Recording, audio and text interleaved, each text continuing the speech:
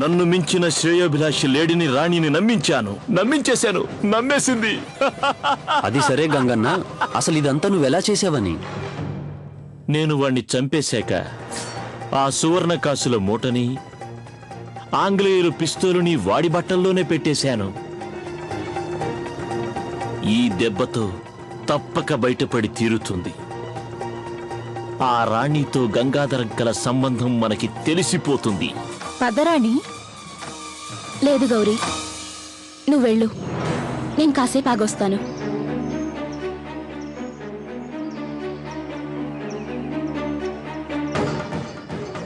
చెల్లెమ్మ, ఇది చాలా ముఖ్యమైన పండుగ. ఈ రోజునే ప్రతి భార్య తన మాంగళ్యం కోసం పూజలు చేస్తుంది. నాకు తెలుసన్నయ్యా, నేను చేయలేకపోతున్నానని బాధగా లేదు.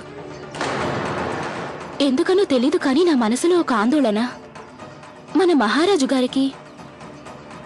గారికి ఏదో ఆపద వస్తుందనిపిస్తోంది. అది కూడా నా వల్లే రావచ్చేమో. నీ వల్ల వస్తుందా? అసలు నువ్వేం చేసావని? సొత్తు దోచుకున్నాం కదా. అది దోచుకుని నువ్వు మంచి పనే చేసావు. పైగా దాన్ని మనం మంచి పనులకే వాడబోతున్నాం. కానీ ఒక సంగతి మర్చిపోకన్నయ్యా, ఆంగ్లేయుల సొత్తుని భద్రంగా చేరవేసే బాధ్యత మహారాజు తనపైనే వేసుకున్నారు. ఇప్పుడు ఆ దూర్త ఆంగ్లేయులు సొత్తలా దోపిడీ కావడం మహారాజు గారి నిర్లక్ష్యం వల్లే అంటారు. అలా ఎందుకంటారమ్మా?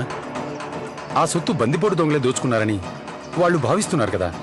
కావచ్చు గాని నాకు మన మహారాజు గారి సంగతి బాగా తెలుసు.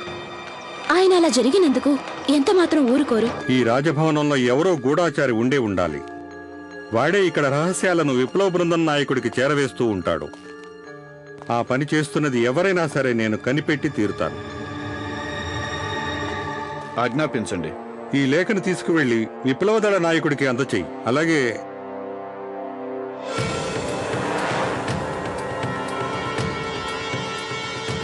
చిత్తం. వెళ్ళు. ఈ లేఖ వేరెవరికంటా పడకుండా జాగ్రత్త పడు. అలాగే.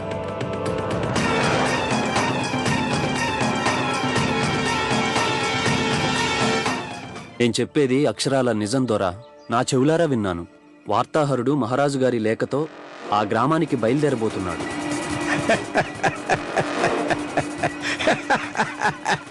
ఎందుకు అలా నవ్వుతున్నావు? మన పాచిక పారినట్లుండి. ఇదంతా చూస్తే గంగాధర్రావు మన వాళ్ళలో చిక్కినట్లుండి.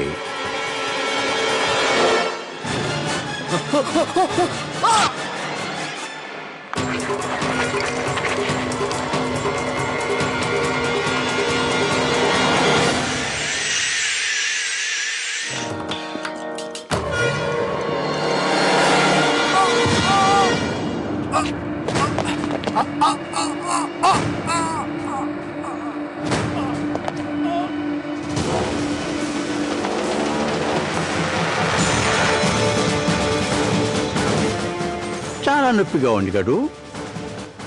అలా వెర్రి చూపులు చూస్తున్నావేమిటి? వీడి నొప్పికి మండివ్వండి.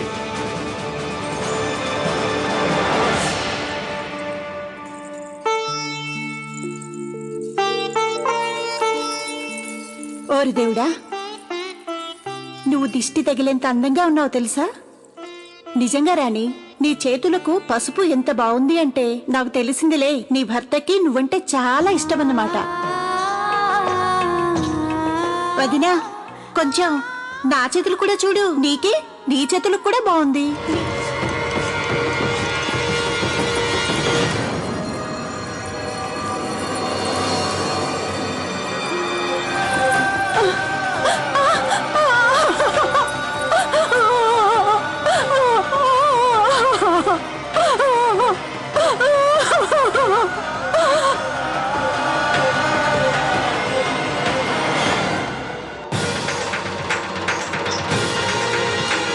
మేం వాళ్ళకి శాంతి ఒప్పందం చేసుకోమని కబురు పెట్టాం. ఇప్పుడిక శాంతికి అవకాశం లేదు.